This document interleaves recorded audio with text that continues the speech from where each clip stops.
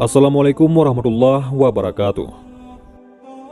Dikisahkan dalam suatu riwayat, suatu ketika malaikat Jibril datang menemui Nabi Muhammad SAW. Malaikat Jibril kali ini datang di waktu yang tidak biasa. Bahkan raut wajah malaikat Jibril pun terlihat berbeda dari biasa. Melihat perbedaan dari malaikat Jibril alaihissalam, Nabi Muhammad SAW lantas bertanya, "Mengapa aku melihat raut wajahmu berbeda?" Malaikat Jibril menjawab, "Ya Muhammad, aku datang kepadamu di saat Allah menyuruh supaya dikobarkan penyalaan api neraka.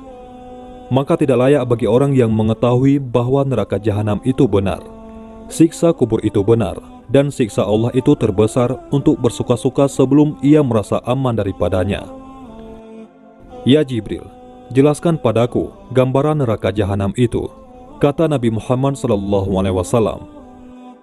Ketika Allah menciptakan jahanam, maka dinyalakan apinya selama 1000 tahun sehingga merah. Kemudian dilanjutkan 1000 tahun sehingga putih.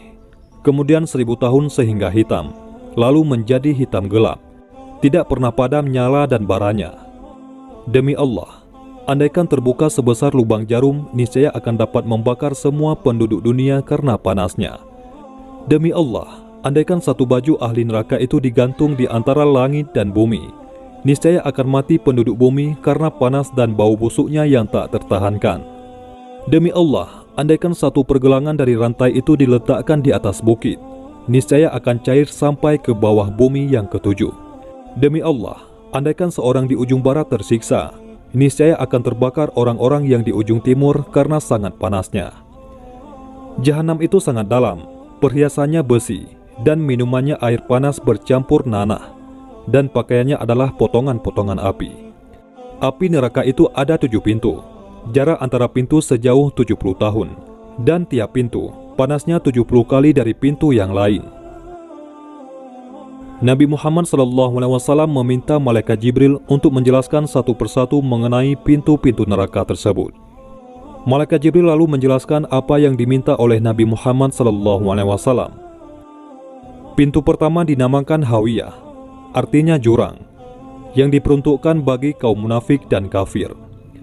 Pintu kedua dinamakan Jahim, yang diperuntukkan bagi kaum musyrikin. Pintu ketiga dinamakan Sokar, yang diperuntukkan bagi kaum Sabi'in atau penyembah api.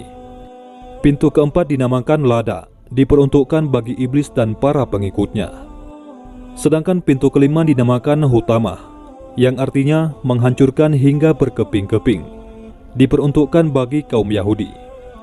Pintu keenam dinamakan Sa'ir, arti harfiahnya yaitu api yang menyala-nyala, diperuntukkan bagi kaum kafir.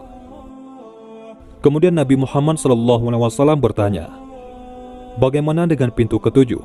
Diperuntukkan untuk siapa pintu itu?" Sejenak malaikat Jibril terdiam. Malaikat Jibril seperti ragu untuk menyampaikan siapa yang akan menghuni pintu ketujuh. Akan tetapi Rasulullah SAW mendesaknya, sehingga akhirnya malaikat Jibril berkata, "Pintu ketujuh diperuntukkan bagi umatmu yang berdosa besar dan meninggal sebelum mereka bertaubat sebelum meninggal." Mendengar penjelasan yang mengagetkan itu, Rasulullah pun langsung pingsan.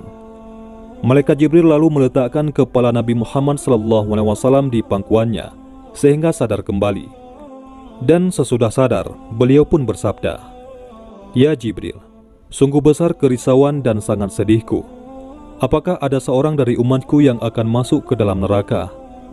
Malaikat Jibril menjawab, "Ya, yaitu orang yang berdosa besar dari umatmu." Nabi Muhammad SAW lalu menangis mendengar penuturan malaikat Jibril. Malaikat Jibril alaihissalam pun ikut menangis.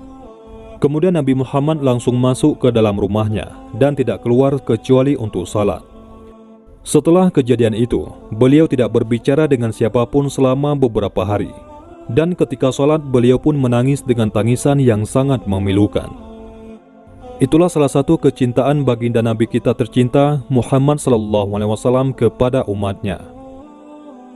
Api yang ada sekarang ini, yang digunakan Bani Adam untuk membakar, hanyalah 1/70 dari api neraka jahanam. Hadis riwayat Bukhari dan Muslim.